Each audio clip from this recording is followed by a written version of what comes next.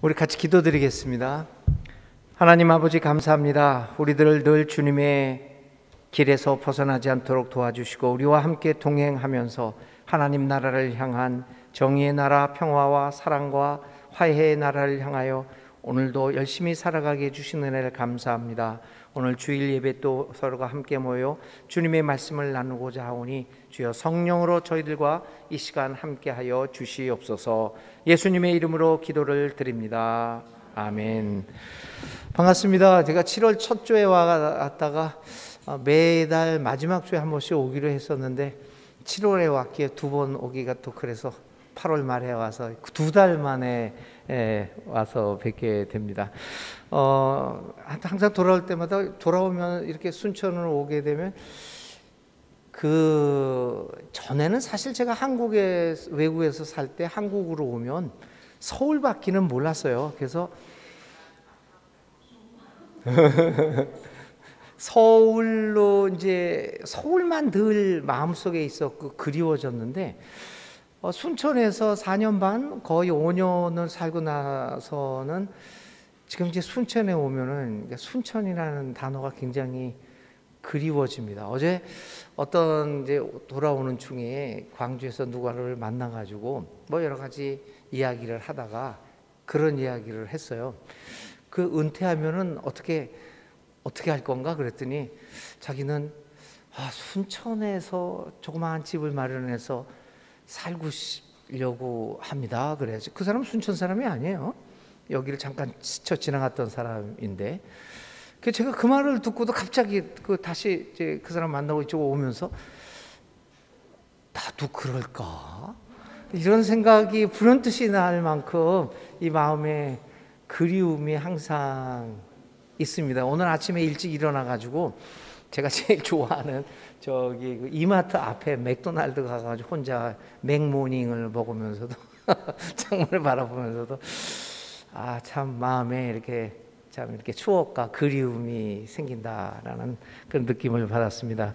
그러니까 여러 군데 교회를 한 군데 특별히 맡고 있질 않으니까 사람들이 또 여기저기 초대도 하고 그럽니다.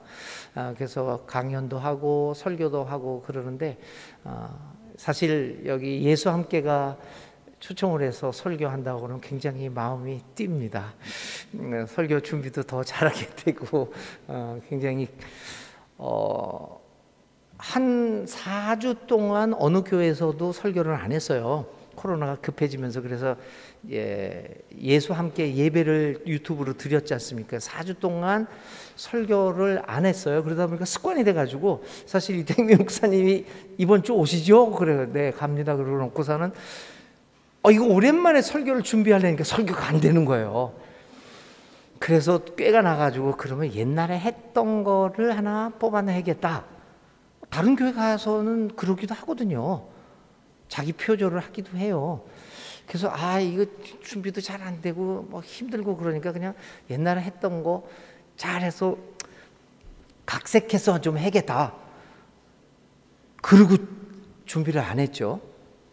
목요일이 지났는데도 준비를 안 했어요. 왜냐하면 그렇게 하기로 했으니까.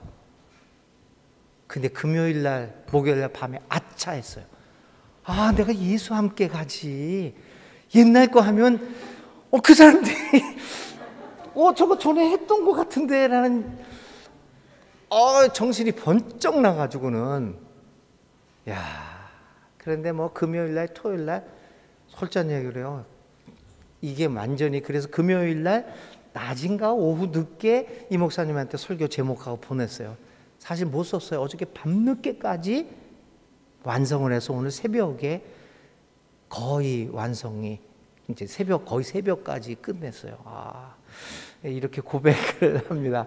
오늘 이 말씀을 통해서 또 하나님의 메시지가 우리에게 이 시대를 살아가는 우리들에게 주는 메시지가 무엇인가를 한번 보려고 합니다. 지난 목요일, 금요일 서울에서 NCC, 그러니까 교회 협의회의 신학위원회에서 이틀 동안 교회론에 대해서 줌 모임이 있었습니다. 거기서는 뭘 다뤘냐면 지금까지 세계 교회 협의회가 1910 에딘버러 대회 이후부터 지금까지 다루어 왔던 교회론의 역사를 되짚어 보는 시간이었습니다. 세계 교회 협의회가 교회가 무엇인가에 대해서 어떻게 역사적으로 70여 년 동안 이렇게 뭐 거의 100년이군요. 이렇게 생각해 왔는가라고 하는 것들을 이제 그 배재대학 교수가 이렇게 요약해서 그걸 소개를 했어요. 뭐 예를 들면은 초창기에는 세계 교회 협의회가 교회를 얘기할 때 일치를 얘기를 했어요. 교회는 일치되어야 된다. 왜 그랬을까요? 1차 세계대전이 벌어졌는데 그 당시에요. 이 교회론을 얘기할 때 아니 독일과 뭐 이런 나라들이 서구 나라끼리 서로 싸우는데 이게 다 기독교 국가인 거죠. 그렇잖아요. 영국 교회, 뭐 미국은 때 나중에 참전했지만 하여튼 독일 교회, 프랑스 교회, 아니 기독교 국가끼리 싸우는 겁니다. 개신교에서도 여러 가지 분파가 있고 또 개신교, 가톨릭교, 프랑스 같은 경우는 가톨릭 국가고 독일은 좀 더 개신교 국가에 가깝고 이제 이런 일들이 있었던 거죠. 그러니까 같은 형제 자매라고 하는 사람들끼리 막 서로 죽이고 살리는 그런 사회적 환경이었어요. 거기서 부르짖는 게 뭐였겠어요? 교회는 일치적인 공동체가 돼야 된다.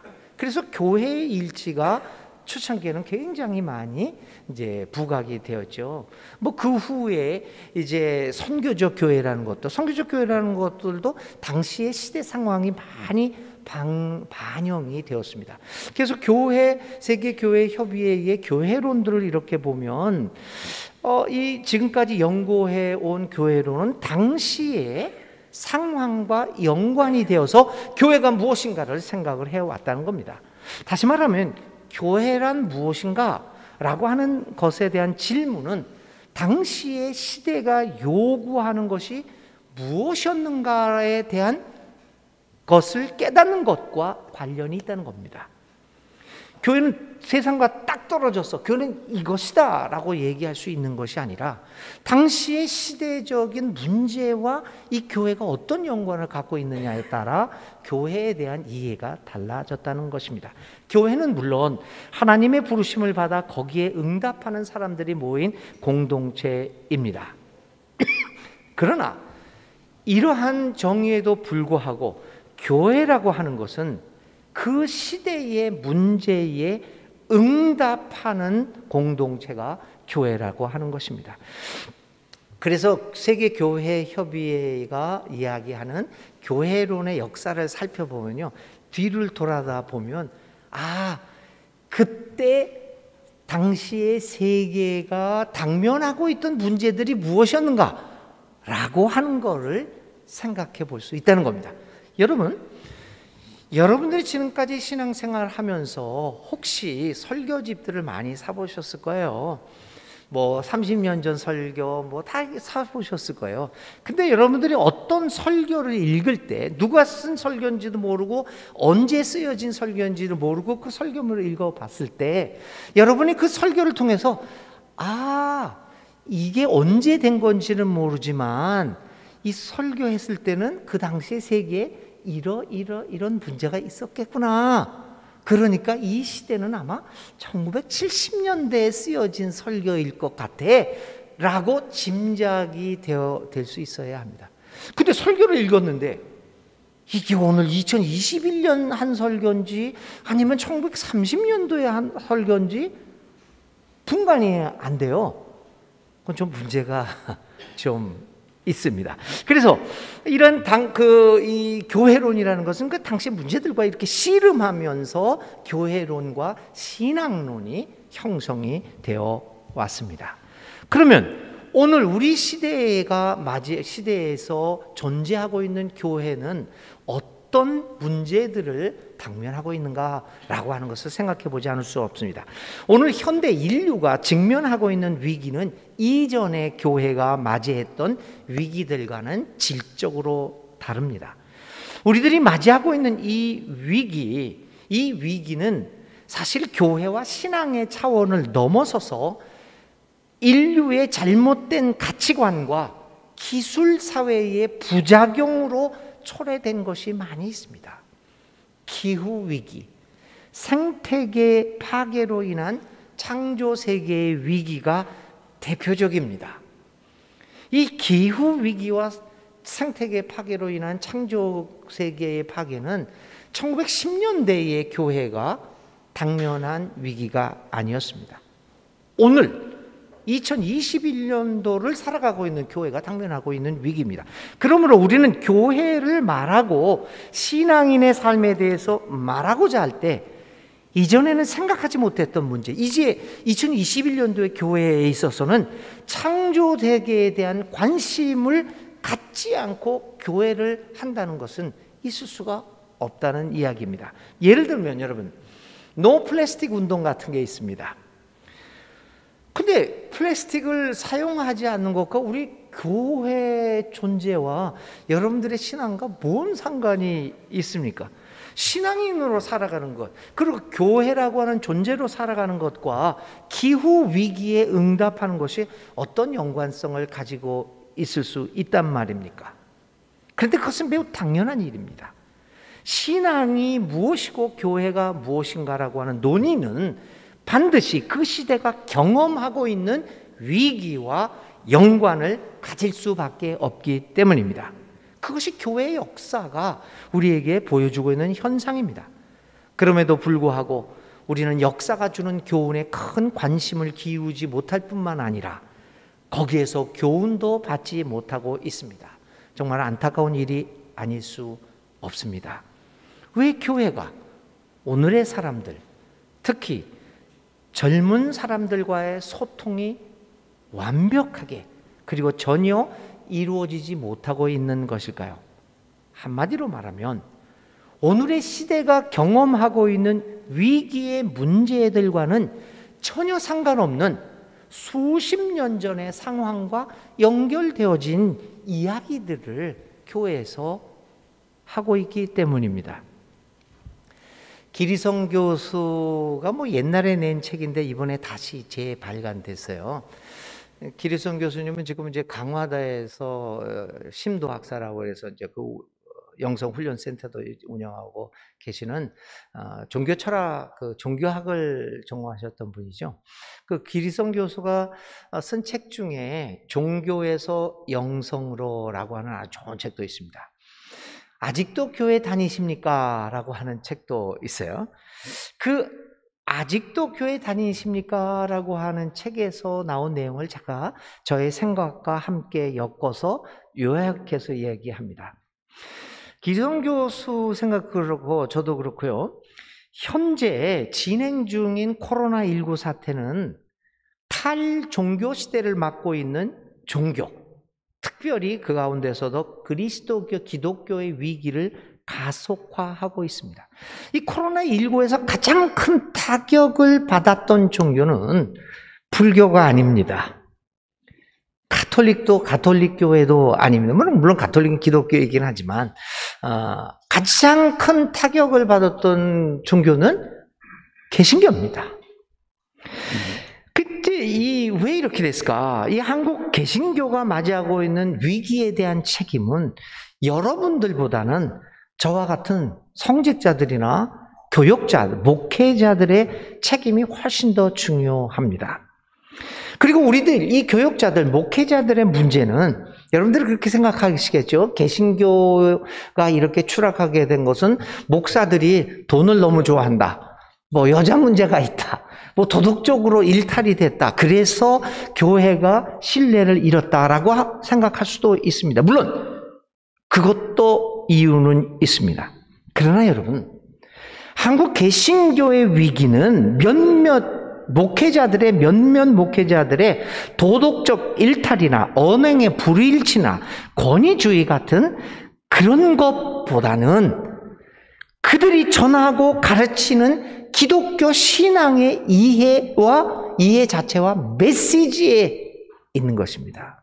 여러분, 이건 굉장히 본질적인 문제입니다. 매우 좀 들고 싶지 않은 비유이기는 하지만 마케팅에서요. 상품을 팔 때, 상품을 팔 때는요, 이 세일즈맨이 어떻게 생겼다, 말을 잘한다, 그냥 미인이다, 미남이다. 그러면 어떤 도움은 되겠죠. 그렇죠? 저는 요즘 그러는데, 홍 목사는 인상 좋다라는 소리는 늘 들어왔기 때문에 그게 한몫한 거는 사실입니다. 요때 이제 외모에 대해서 잠깐 한몫하기는 합니다. 그러나 그것이 결정적이지는 않습니다. 여러분들한테 물건 팔아온 사람이 어느 상점에 가가지고 물건을 사려고 그러는데 그 사람이 잘생겨서 무조건 삽니까? 이쁘면은 호감은 가기는 하겠죠. 그렇게 사는 거 아닙니다. 그것보다는 제품, 상품 자체가 문제라는 겁니다. 아무리 훌륭하게 선전을 하더라고 하더라도 내가 사고자 하는 제품이 질이 나쁘면 안 삽니다. 단적으로 말해서 젊은 사람들이나 요즘 교육받은 현대인들이 도무지 알아듣을 수 없고 납득하기 어려운 대다수 교육자들의, 목회자들의 메시지 자체가 문제라는 의미입니다. 그 도덕적 일탈도 문제긴 하지만 그것은 겉으로 드러나는 일입니다. 그래서 기리성 교수는 이런 질문도 해요. 메시지가 너무 엉터리다 보니까 이렇게 질문합니다. 교회 지도자들이, 목회자들이 정말 자기들이 하는 말을 확신하고 믿고 있는지 의심이 들 때가 많다라고 합니다. 그래서 기리성 교수는 이렇게 말합니다. 혹시 자기도 믿지 못하는 것을 듣고 배운 대로 앵무새처럼 반복하고 있는 것은 아닐까? 그런데 그것은 비단 교육자들, 목회자들의 문제만은 아닐 것입니다. 교회에 다니는 여러분들의 성도들의 문제입니다. 과연 여러분들도 자기도 제대로 믿지 못하는 것을 그냥 강단에서 외치니까 나도 앵무새처럼 반복하면서 그런 신앙을 하고 있는 것은 아닐까? 라는 문제입니다. 그저 교회에서 듣고 배운 대로 혹은 신학교에서 배운 것을 제대로 소화하지도 못한 채 자기도 제대로 믿지 못하는 이야기를 마치 확신에 찬 듯 말할 수밖에 없는 것이 오늘 목회자들이 당하고 있는, 또 교인들이 당면하고 있는 문제임을 기리성 교수는 지적합니다. 그런데 여러분, 이것은 본질적인 문제이고 단시일에 해결될 성질의 문제도 아닙니다. 사실 어떤 목회자나 교육자나 교인이나 도덕적 하자나 비리가 있으면 여러분들이 단결해서 교회를 나가든가 아니면 그 사람을 쫓아내든가 그렇게 퇴출시키면 그만입니다.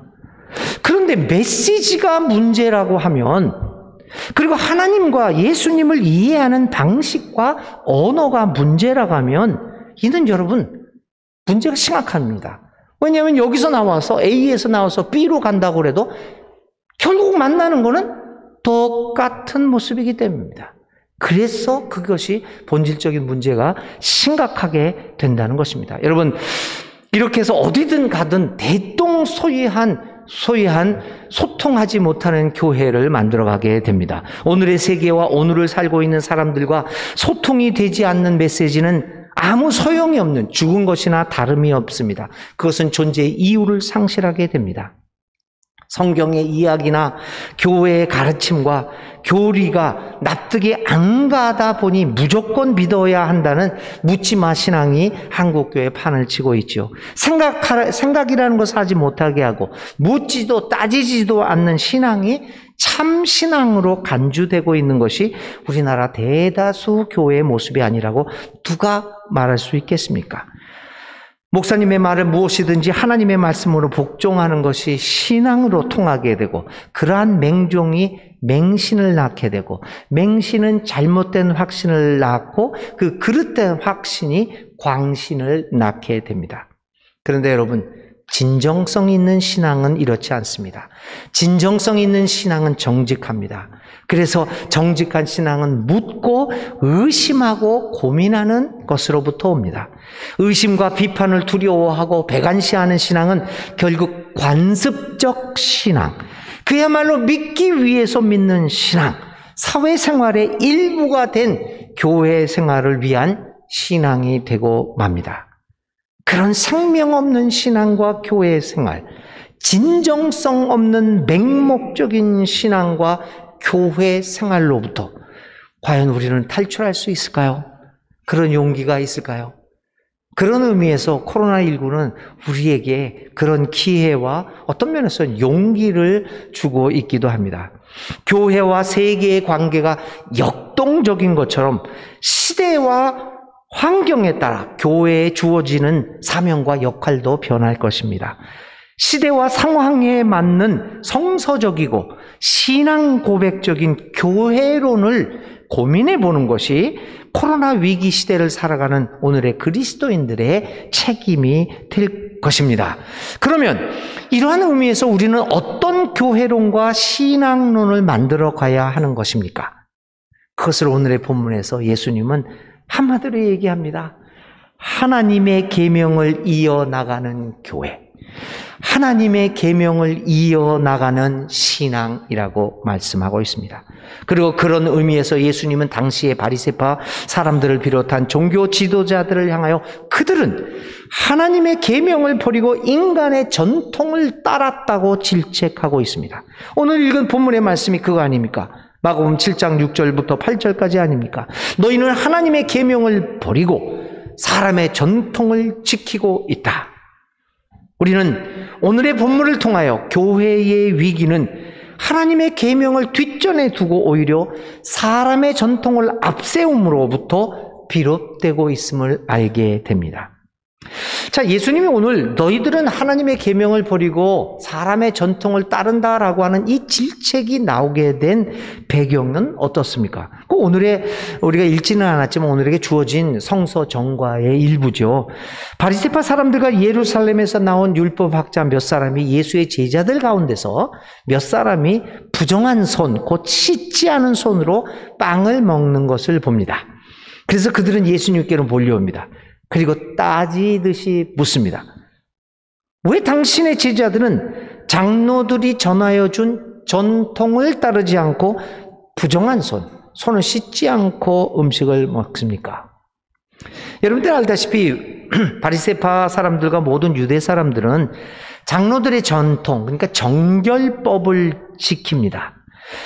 그 정결법대로 손을 씻지 않고서는 음식을 먹지 않았던 철저하게 계명을 지키며 살아가는 소위 경건한 사람들이었기 때문에 그런 문제를 발견하게 됩니다.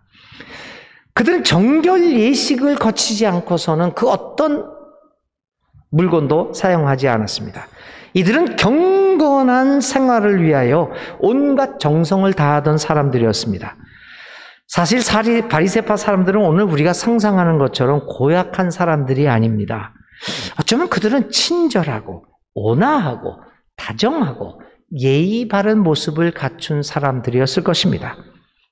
오늘의 신앙생활 잘하는 기독교인들과 비슷하다고 볼 수 있습니다. 오늘 여러분들이 교회 안에서 만나는 소위 경건한 사람들의 모습과 별반 다를 것이 없을 것입니다. 오늘 경건하게 보여지는 기독교인들도 얼마나 다정하고 따뜻한 모습입니까? 교회에 나가면 웃음 가득한 얼굴로 성도님 오셨어요. 지난주에 한 번 보셨는데 얼마나 따뜻하고 온화한 모습입니까?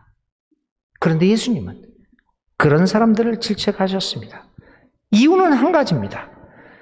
이들이 하나님의 계명을 따르는 것이 아니라 사람들의 전통을 지키고 있었기 때문입니다. 그러면서 예수님은 이렇게 얘기합니다.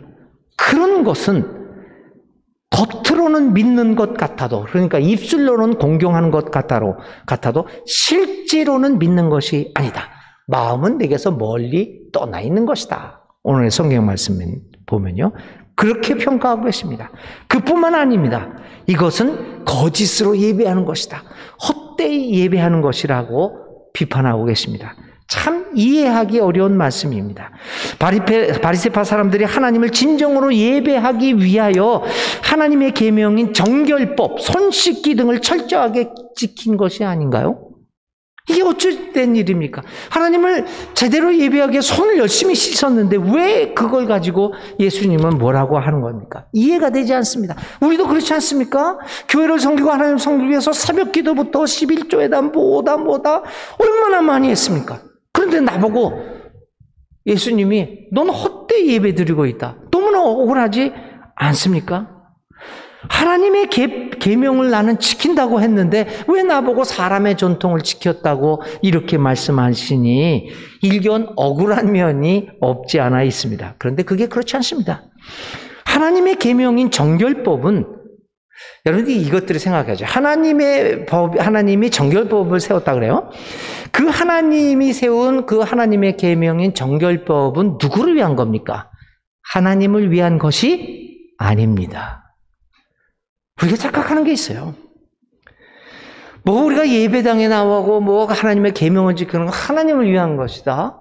여러분, 성경을 이렇게 우리가 좀 더 진지하게 살펴보면 하나님의 계명들은 하나님을 위한 것이 아닙니다. 왜냐하면 하나님은 사실은 그런 것들이 하나도 필요하지 않습니다. 예배당에서 예배 드린 걸 하나님이 기뻐하실 줄 아십니까? 우리는 다 그렇게 하죠. 하나님은 그거 필요 없어요.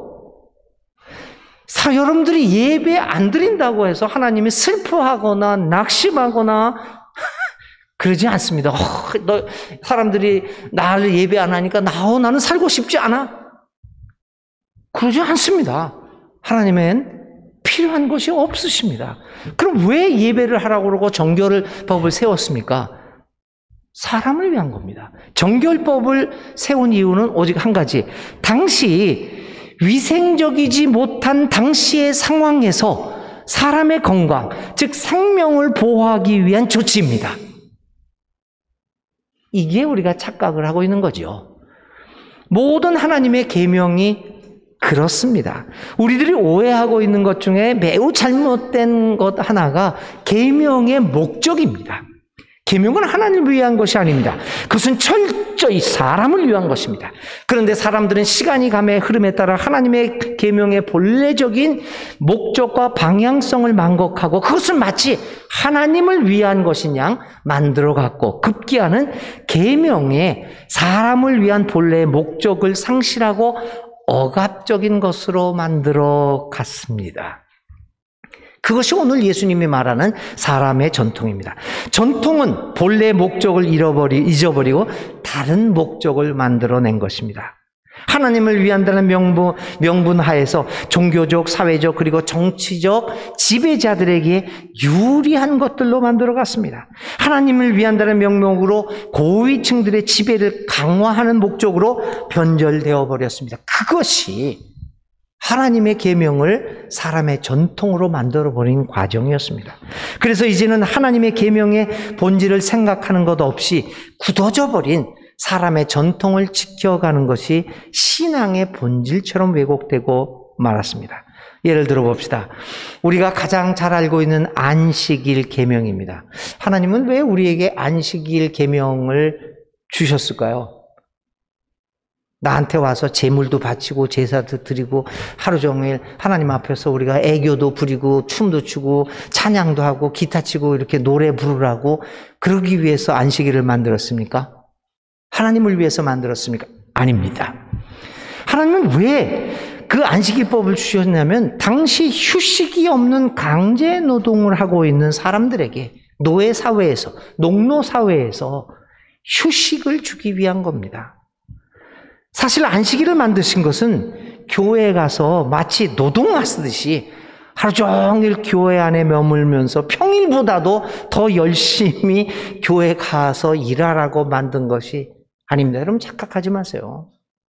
교회 안에서 그냥 평일보다도 더 가정도 내버리고 아이들도 내버리고 그냥 그거 하기 위해서 안식일은 교회에서 지켜야 된다. 그거 거짓부렁입니다. 안식일의 목적은 오직 한 가지입니다. 쉬라고 한 겁니다. 쉬는 날이 없이 일만 하게 되면 사람이 살 수 없습니다. 사람은 쉬어야 합니다. 그런데 당시 농노사회, 노예사회에는 쉬려고 해도 쉴 수가 없었죠. 그런 사회에서 하나님은 안식일법을 만들어서 강제로 쉬게 하십니다. 강제로 쉬게 하셨습니다. 쉬라고 명령하셨습니다. 깊게 들어가면 사람의 생명을 보호하기 위하여 만드신 것이 안식일 계명입니다. 십계명에 안식일을 거룩하게 지켜라. 이 말이 얼마나 오용되는지요. 거룩하게 지키려니까 이 거룩한 성전에 와서 한 거죠.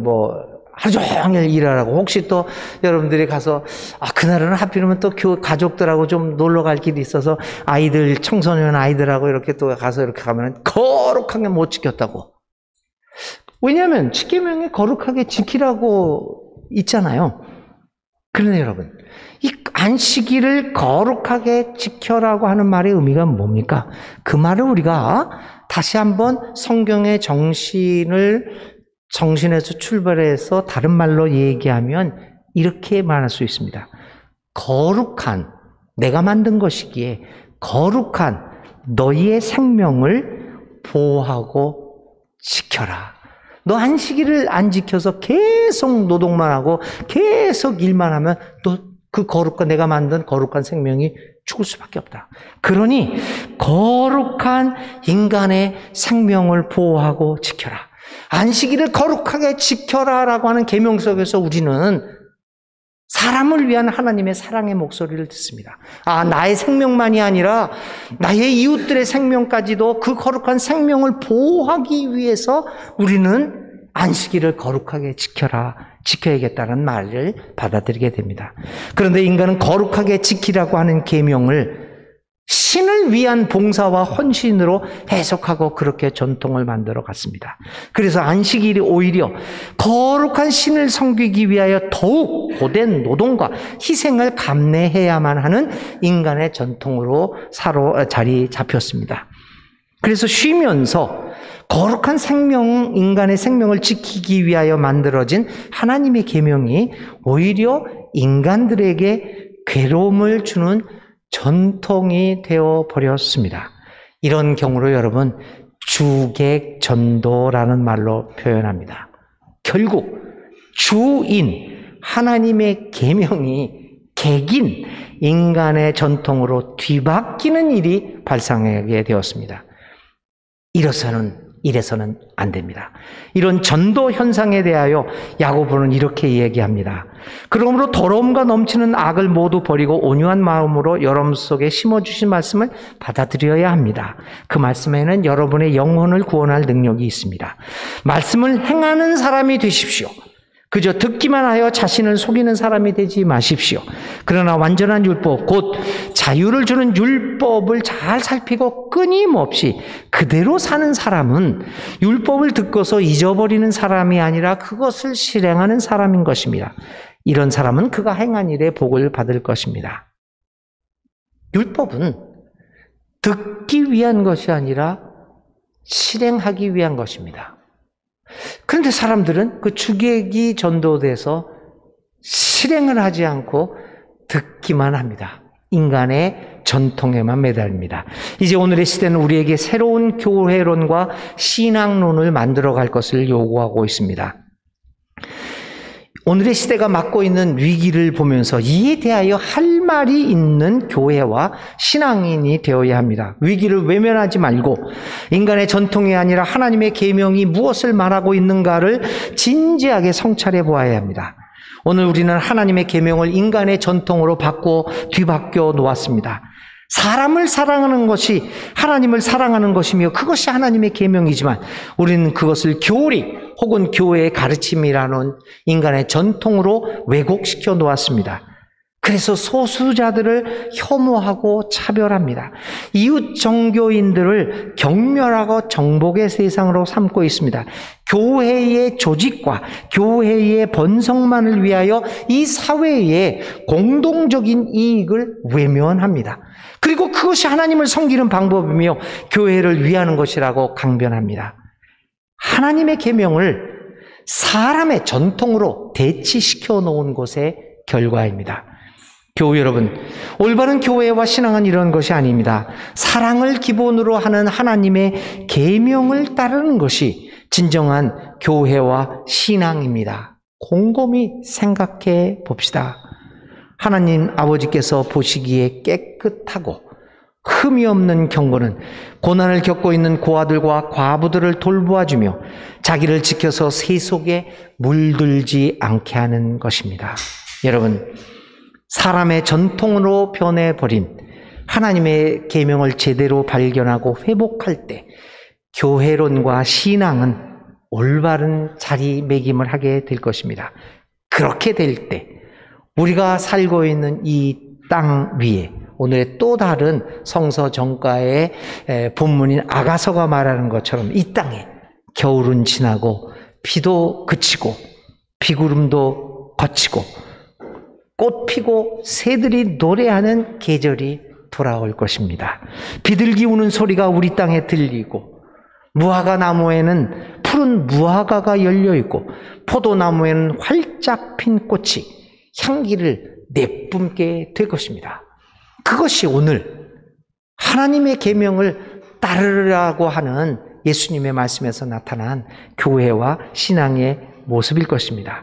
하나님, 인간의 전통을 넘어서 극복하고 그것을 뛰어넘어 하나님의 계명대로 살아가라고 하는 이 하나님의 초청에 일어나 나오기를 간절히 바랍니다. 사랑하는 나의 어여쁜 자여, 나의 목소리를 듣고 어서 나오너라 라고 하는 이 하나님의 아름다운 예수님의 음성에 응답하는 사랑하는 예수와 함께 교회가 되시기를 간절히 기도드립니다. 하나님 감사합니다. 하나님의 계명을 따르지 않고 인간의 전통을 따랐던 우리들의 모습을 돌아보면서 이 시간 결단합니다. 하나님, 하나님의 사랑의 계명을 따르는 온전한 교회로 신앙인으로 자리매겨 나가겠습니다. 예수님의 이름으로 간절히 기도를 드립니다. 아멘.